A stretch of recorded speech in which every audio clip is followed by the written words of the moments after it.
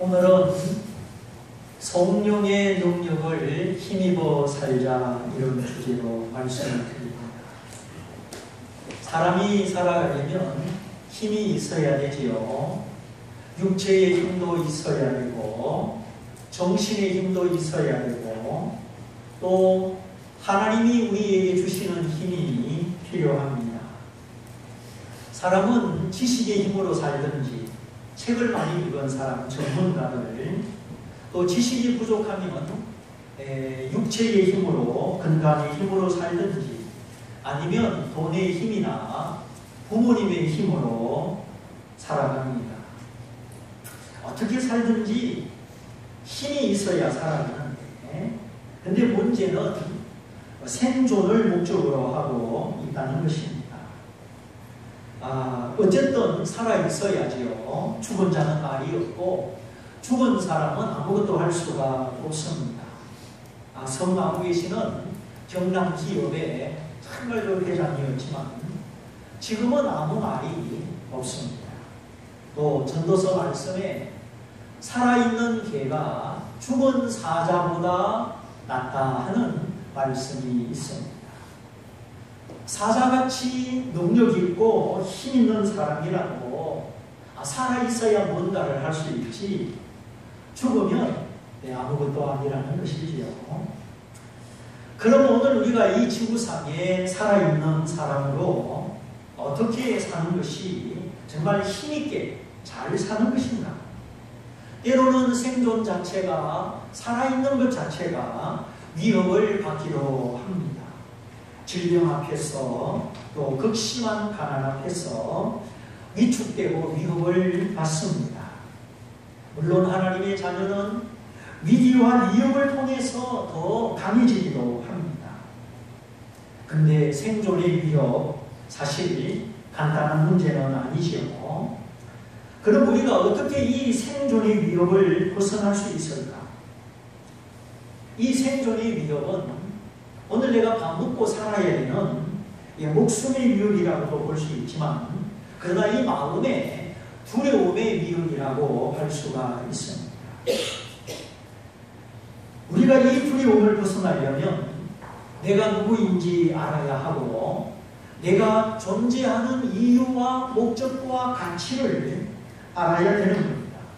자, 자동차 바퀴는 자기가 누구인지 알고 있을까요? 모르고 있을까요?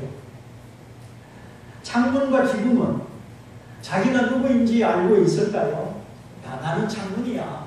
나는 밖을 보게 해주는 투명한 창문이야.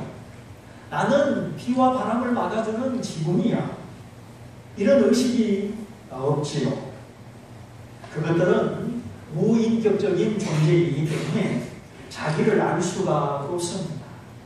자동차 한 대를 구성하는 3만 개의 부속품도 전혀 자아의식이 없습니다. 그러나 사람은 파스칼이 말한 대로 생각하는 갈대이기 때문에 자아의식이 있습니다. 자기가 자기를 의식하는 능력, 센서, 그것이 자아의식이죠. 나는 이런 사람이다. 나는 어떤 사람이다. 나는 죽음도 극복할 수 있다. 사람은 이 의식을 가지고 있습니다. 사람은 평생 이 자아의식의 발달 속에서 살아갑니다. 그래서 어릴 때는 그저 엄마 아빠를 찾고 엄마 아빠를 의지하여 살다가 이제 사춘기가 되면 그때부터 생각을 하죠. 내가 누구인가? 도대체 나는 누구인가? 자신을 알아가는 여행, 자아의식이 시작이 되는 것입니다.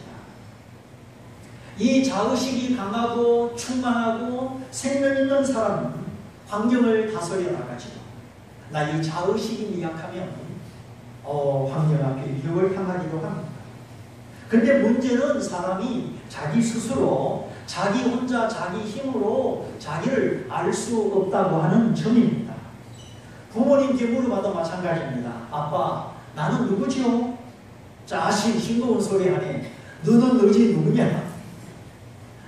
이렇게 대화가 끝나기가 십상입니다. 누가 내가 누구인지를 말해줄 수 있겠습니까? 그러니까 그러니까 우리에게는 참된 지식이 필요한데 이 지식이 우리에게 없다고 하는 이야기입니다. 그 아름다운 미술관, 미안하지만 시각장애인에게는 아무것도 아닙니다. 피카소, 고흐, 르누아르, 아니모네 세계적인 작품을 다 그려놔도 볼 수 없는 사람에게는 아무것도 아닌 것입니다. 청각도 마찬가지. 필하모니가 오든지 오스트리아 빈 소년 합창단이 오든지 들을 수 있는 감각이 있어야지. 감각이 없는 사람에게는 아무런 반응도 자아낼 수 없는 것이죠. 그러므로 사람이 자기 얼굴 보려면 거울이 비춰주어야 하듯이 사람이 내가 누구인지 알려면 하나님의 거울이 필요한 겁니다. 내가 아닌 타자, 하나님이라고 하는 그분의 거울이 내게 필요한 거예요. 하나님의 거울, 나를 비춰주고 나를 인도하는 이 하나님의 거울, 이 은혜의 거울이, 지식의 거울이, 사랑의 거울이 여러분에게 항상 있어서 우리가 낙심하지 않고 길을 잃지 않고 좌절함이 없이 살아가시기를 축원합니다. 이렇게 신앙이라는 것은 하나님과 나와의 관계의 성을 인식하는 것입니다.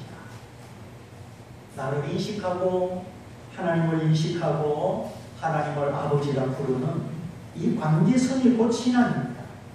교회만 다니는 것은 신앙의 시작이지요. 엄마와 아이는 그 관계가 어떻습니까? 아주 관계성이 밀접합니다. 현대차와 현대자동차 회사는 관계성이 밀접합니다. 그래서 아이가 울면 엄마에게로 데려갑니다. 현대차가 고장나면 현대자동차 AS 센터로 들어갑니다. 그런데 아이가 우는데 엄마가 없다. 아무도 못 달립니다. 참으로 곤란합니다. 자동차가 고장났는데 고쳐주는 데가 없다. 그러면 운전자로서는 곤란한 일이지요. 그러므로 나를 알게 하고 나를 안심시키는 이 모든 두려움에서부터 나를 안심시키는 하나님의 실존, 하나님과 나와의 관계성, 이것이 인생의 해답입니다. 하나님이 보내신 자, 예수를 아는 믿음, 예수를 아는 지식, 이 지식은 나의 존귀, 나의 목적, 나의 가치를 알게 하고 인생의 방황과 고통과 허무에서 건져주는 것입니다. 우리가 그렇게 되므로 생존을 넘어 생명의 가치를 알게 되는 거예요. 여러분, 생존이 큽니까? 생명이 큽니까? 생명 없는 생존은 아무 가치가 없는 겁니다. 그래서 좀 안락사를 허락하는 나라들이 많습니다.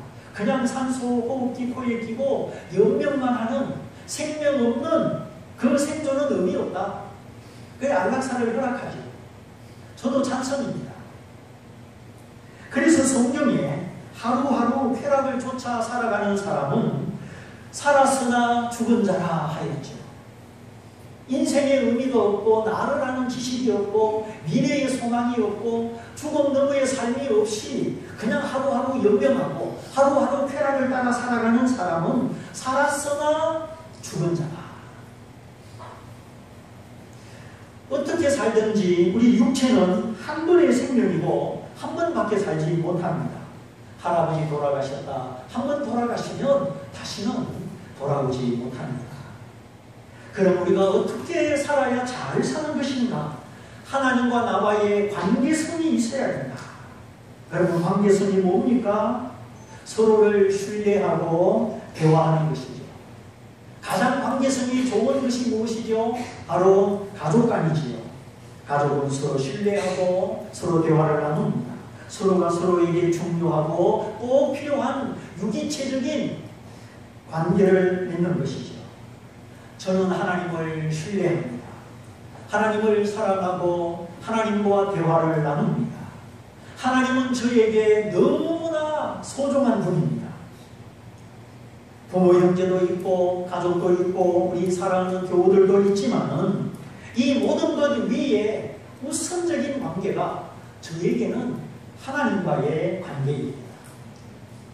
만일에 제가 하나님을 알지 못하고 내가 누구인지 모르고 하나님과 나와의 관계가 불투명하다. 그러면 저는 아마 한 시간도 살지 못할 것입니다. 불안한 마음으로, 불안한 양심으로 하나님의 은혜가 없이는 저는 한 시간도 살지 못합니다. 우리 뇌세포가 산소 공급 4분 중단되면 괴사되듯이 저도 하나님과의 관계성이 없다고 한다면 저의 영혼도 숨이 막혀 죽을 것입니다. 그럼 왕따가 힘든 것이 뭡니까? 관계가 형성이 안 되는 겁니다. 따돌림을 받는 거. 그러니까 애들이 괴롭고 힘들고 자살하고 그러잖아요. 이 관계성이 없다는 거. 저는 육체를 가지고 있으나 육체의 생명에 속하여서만 살지 않습니다.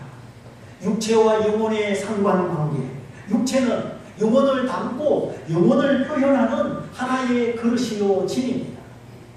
근데 빈집이 되고 사람이 살지 않으면 거미줄이 끼고 쥐들이 모이고 집도 부서지게 되죠.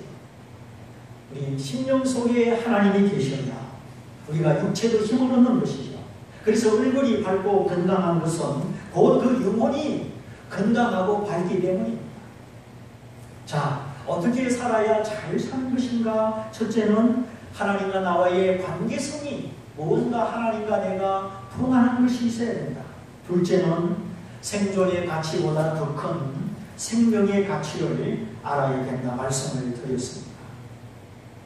사업이 잘 돼야 하지만 잘 되든지 안 되든지, 내가 건강해야 되지만 건강하든지 못하든지, 내 인생이 생각하는 대로 잘 풀려야 하지만 잘 풀리든지 안 풀리든지, 이 모든 것을 초월할 수 있는 힘이, 그것보다 더 강한 소망이 우리에게 있어야 되는 것입니다. 바로 이 힘, 이 능력을 주시는 분이 하나님이십니다. 우리가 실망하고 낙심되고 앞길이 캄캄하고 두려울 때가 얼마나 많습니까? 그 모든 것을 이길 수 있는 힘을 하나님만이 우리에게 주시는 겁니다. 정말 푸르고 그 높은 하늘의 별들을 보십시오. 높은 산과 깊은 골짜기, 거기에서 떠오르는 수많은 강물과 그 강물을 다 수용하는 넓은 바다를 보십시오. 이 모든 것이 하나님의 능력의 표현이요 하나님의 소유지요.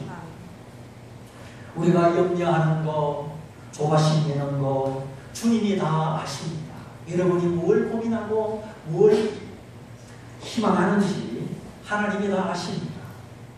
우리 인생의 가지가지 문제, 부족한 것, 미지수, 갈등, 불안과 다툼, 이 모든 것을 아시는 분은 하나님이십니다. 그가 안다고 하는 것은 해결해 줄 능력이 있다는 것이죠. 다만 문제는 나의 시각과 하나님의 시각의 불일치, 이것이 문제죠. 자동차 라인에서는 자동차가 나옵니다. 빵 공장의 빵 라인에서는 빵이 나옵니다. 근데 이 라인을 갖고 놓으면 아무것도 안 나오죠. 신앙이 뭐냐? 하나님과 나의 시각이 보는 것이 같아지는 것입니다. 성령이 뭐냐? 하나님의 관점과 나의 관점이 일치되도록 도와주는 안경입니다. 우체국이나 은행에 가면 돋보기 안경이 놓여 있죠. 노인분들을 위해서 비치해 놓은 것입니다. 결혼도 마찬가지, 두 사람의 생각, 두 사람의 관점이 일치될 때 결혼의 가능성이 높아집니다. 그래서 사내의 결혼이 이루어지는 것은 서로 하는 일이 똑같고 서로를 잘 알고, 그래서 교사는 교사끼리, 직장인은 직장인끼리 이렇게 이루어지는 경우가 많습니다. 자, 그런데 오늘 성경에 나타난 제자들의 관점과 예수님의 관점은 서로 일치하지 못하는 모습을 보게 됩니다. 예수님은 하나님 나라의 일, 천국을 말씀하시는데 제자들은 이스라엘 나라의 일을 말하고 있습니다. 다시 말하면 제자들의 관심은 예수님, 우리 유대 민족이, 이스라엘 민족이 언제 해방됩니까? 저 로마 군인을 물리치고 우리나라가 언제 정치적으로 독립이 됩니까? 그것이 제자들의 관심인 것을 보게 됩니다. 지금부터 2000년 전 유대 나라는 로마 제국의 속국이었죠. 제자들도 국민의 한 사람으로 우리나라가 언제 해방될 것인가 관심을 가질만 합니다. 그런데 문제는 그렇게 질문하였던 그 시점, 그 장소가 문제입니다. 때는 예수님이 죽으시고 부활하신 후 40일을 이 땅에 계시면서 이제 하늘로 올라가시기 직전입니다. 할아버지로 말하면 할아버지가 이제 돌아가시기 직전인 거예요. 그러니까 예수님은 제자들에게 유언과 같은 중요한 말을 해주어야 되는 시간이지요. 또 그동안 예수님이 하시던 일을 제자들이 물려받아서 해야 되는 그런 시점이었습니다. 아니 일주일 뒤에 주방장이 그만둔다면 새 주방장을 구하든지 아니면 내가 요리를 배우든지 해야지. 일주일 뒤에 주방장이 없어지는데 거기에 집중하지 않으면 식당 문 닫자는 이야기죠. 할아버지가 이제 막 숨이 차고 마지막 유언을 남기려고 하는데 아버지 망치가 어디 있습니까? 그런 거 물어보면 됩니까? 안 됩니까? 안 되죠.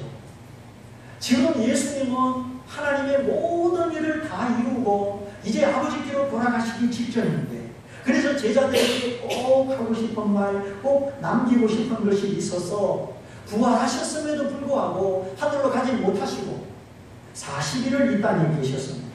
그 실망하고 흩어지고 물고기 잡으러 간 그 제자들을 다 다시 모아가지고 이제 마지막 유언을 남기려고 하는 것이죠. 그것이 무엇입니까? 하나님 나라의 일을 해야 되는데 그 일을 하려면 성령을 받아야 된다. 충만하게 받아야 된다 하는 것입니다. 무당이 신도 안 받고 짝구 위에 올라가면 난리 납니다. 자동차 바퀴 바람도 안 넣고 장거리 운전하면 바퀴도 버리고 차도 버리고 운전이 영 시원하지가 않습니다. 예수님은 제자들의 연약함을 알고 그동안 실패한 것을 알기 때문에 이제는 너희 힘으로 살다가 너희 노력으로 살다가 실패하지 말고 성령의 충만을 받아라. 그러면 너희가 능력을 받고 그 능력으로 나의 증인이 될 것이다. 성령, 능력, 증인. 성령, 능력, 증인. 이 세 가지를 주님이 말씀하시는 것입니다. 사거리에 교통사고 목격자는 연락 주세요. 후사합니다. 막 애타게 프레카드 써붙여놨습니다. 그런데 연락을 잘 안 합니다. 내가 증인으로 나서면 경찰서 왔다 갔다 해야 되고 조서 꾸미고 시간 들이고 희생을 해야 되기 때문이죠. 그러므로 사회적인 문제를 해결하고 이 법정에 증거인으로 서는 것도 용기가 필요한 것입니다. 우리가 하나님의 자녀로 하나님의 은혜와 복음의 사랑을 받은 자로서 예수님을 자랑하고 복음을 증거하며 살아야 되는데 우리 힘으로는 그렇게 살지 못합니다. 수제자 베드로도 가장 믿음 좋다던 베드로도 나 예수 모른다. 예수님을 3번이나 버렸잖아요. 부인했죠. 그러나 우리 인간의 연약함이 하나님의 해결책의 끝은 아닙니다. 주님이 이렇게 말씀하셨죠. 이스라엘 나라가 정치적으로 회복되는 것은 하나님의 손에 하나님의 주권에 달렸다. 너희들의 관여할 바가 아니다. 그런데 너희들이 진정으로 주목하고 진정으로 사모해야 되는 것은 오직 성령의 충만함을 받는 것이다. 성령의 충만을 받으면 권능을 받아서 너희가 모든 두려움을 이기고 그 권능으로 내 증인이 될 것이다. 예수님은 우리 인간의 한계와 연약함을 극복할 수 있도록 하나님의 성령을 약속하셨습니다. 운동선수가 성령 충만하면 지속적으로 운동을 잘하게 됩니다. 여러분 운동하는 것이 얼마나 힘든 줄 아십니까? 근데 공부하는 학생이 성령 충만하면 꿈과 목표를 가지고 인내심으로 공부하게 됩니다. 저도 신학교 다닐 때 수없는 난관과 배고픔이 있었지만은 그런 것은 하나도 문제가 되지 않았습니다. 내 안에 있는 하나님의 영광과 복음의 열정으로 충만하였습니다. 오로지 하나의 관심, 영혼을 구원하는 것, 죄인으로 하여금 천국 가게 하는 것, 그것뿐이었습니다. 사업하는 사람이 성령 충만하면 하나님이 지혜를 주시고 미래를 내다보게 하시고 새로운 사업의 문을 열어주십니다. 성령 충만하면 실패하는 생각, 자살할 생각, 그런 생각을 하지 않습니다. 하나님이 우리에게 주신 것은 두려워하는 마음이 아니요 오직 능력과 사랑과 근신하는 마음입니다.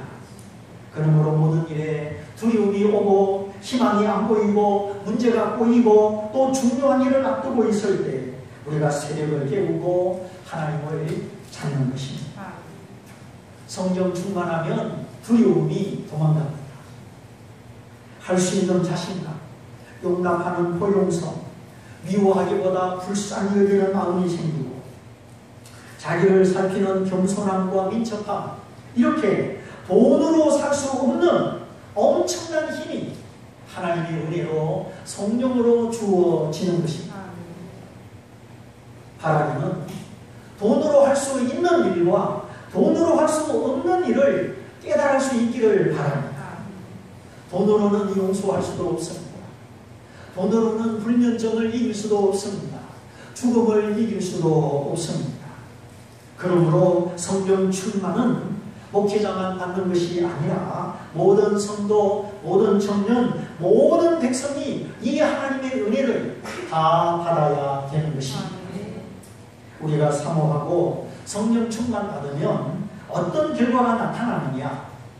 고깃집에 가서 고기 먹고 오면 옷에 무슨 냄새 나요? 고기 냄새. 너 고기 먹었지? 아무도 알아요. 담배 피면 담배 냄새 나듯이 성령 충만 받으면 첫째, 어려움을 헤치고 이기고 넘어가는 능력을 받게 됩니다. 어려움이 오지만 이기는 능력. 열대우림 정글숲을 헤쳐나갈 때 요만한 칼을 들고 이렇게 치면서 헤치면서 나가죠. 인간의 지식과 노력으로 도무지 할 수 없는 것도 성령으로 하게 되고 무거운 것도 가볍게 보이고 문제가 오지만 이기고 헤치고 넘어가는 능력, 바로 성령 거룩한 영이 우리에게 주시는 능력입니다. 핍박이 있고 손해가 있어도 여전히 하나님을 즐거워할 수 있는 능력, 하나님의 위대하심을 찬송할 수 있는 능력, 바로 성령의 능력입니다. 그러므로 하나님의 모든 백성은 애초부터 성령의 이 은혜를 사모해야 되는 겁니다. 10년 예수 믿고 20년 예수 믿고 이제 힘이 다 빠지고 실패할 대로 다 실패하고 그러고 깨닫지 말고 처음부터 예수님은 나의 구주입니다. 성령님은 나의 능력입니다. 이렇게 고백하고 사모해야 되는 것입니다. 두 번째, 앉아있음을 초월하고 일어서는 능력이 됩니다.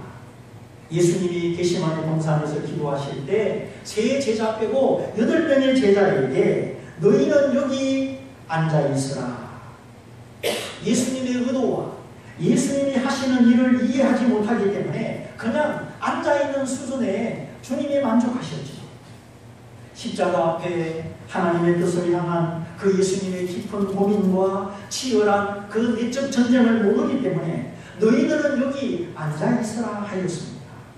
마찬가지 성령 받지 못한 신자, 성령이 충만하지 못한 신자는 항상 앉아있습니다. 그저 자기 생각, 자기 목표, 자기 열심에 치우쳐서 예수님을 따라가지 못하고 저기 한켠에 그냥 앉아있는 거예요. 이제는 일어나야 합니다. 성령을 힘입어 나를 부인하고 나를 회개하고 나를 찢어서 성령을 힘입어 일어나야 합니다. 회개가 있고 눈물이 있고 깨달음이 있고 나를 부인하는 곳에 하나님의 성령이 임하십니다. 그리하여 세상이 줄 수 없는 위로와 평안을 주시고 담대함을 주십니다. 세 번째, 신앙의 부담을 극복할 수 있고 신앙의 부담을 축복으로 받아들이는 힘을 얻게 됩니다. 내 힘으로 순종하고 내 힘으로 헌신하려면 힘이 들어요. 그러나 맨손으로 들면 힘들어도 지게차가 들어주고 기중기가 들어주면 힘들지가 않습니다. 옛날의 건축 현장은 벽돌이나 모래나 다 사람이 져서 철근도 다 사람 손으로 올렸죠. 그럼 요즘은 뭐 하이랜드나 기중기나 그냥 순식간에 들어 올립니다. 베드로 요한 야고보 세 제자만 데리고 감람산에 가셨죠. 얘들아, 내가 심히 고민하고 죽게 되었으니 너희도 여기 있어 깨어있어 기도해라. 마귀가 지금 너희를 일감듯이 시험하고 있다. 마귀 시험을 이기도록 기도해라. 아, 그런데 베드로 요한 야고보 생각에는 아유, 예수님이 왜 이렇게 우리를 귀찮게 하시나? 아, 우리도 저기 저 제자들처럼 앉아있게 하시지 왜 자꾸 우리를 데려가시나? 이렇게 우리 성도들도 왜 자꾸 하나님이 나를 부르시고 나를 귀찮게 하시고 여기까지 오느라 자꾸 하나님이 나를 땡기시고 아유, 하나님은 저 집사는 빼고 왜 자꾸 나만 붙들고 이렇게 실험하시는지 몰라. 그런 분이 계실지도 몰라요. 그러나 주님이 내게 주시는 부담, 나를 향한 주님의 초청, 이것은 새신자는 새신자만큼, 권찰은 권찰만큼, 집사는 집사만큼 모든 사람에게 다 있는 것입니다. 왜 그러느냐? 그 부담 때문에 내 믿음이 자라고 한 단계 올라가기 때문입니다. 우리 아이가 맨날 더하기 빼기 그것만 하고 있으면 어떻게 되겠어요? 곱하기도 하고 나누기도 하고 XY 이조분도 하고 그러는 것처럼 때로는 부담이 다가오지만 그 부담 앞에 주저앉지 말고 십자가 사람 생각하고 믿음으로 응답하는 것입니다. 응답하면 열매가 있습니다. 믿음으로 응답할 때마다 하나님이 주시는 그 열매 때문에 또다시 응답하고 그렇게 하나님을 따라가는 것입니다. 그러므로 이 부담의 능선을 올라가야 합니다.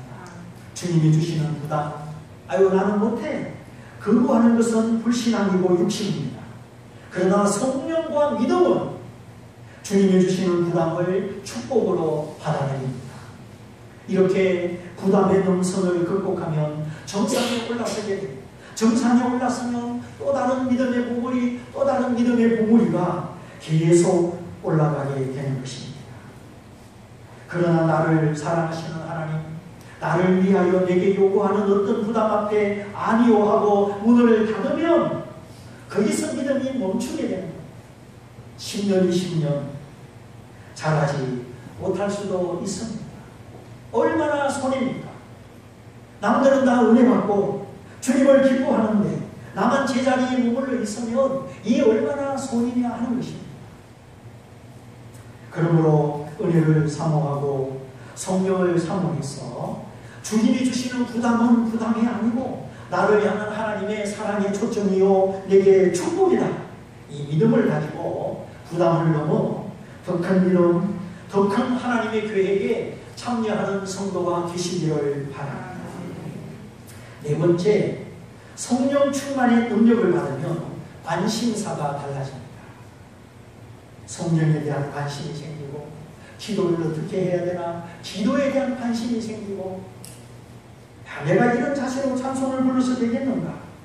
뭐 찬송을 부르는 자세가 달라지고 성령 충만의 능력을 받으면 관심사가 달라진다.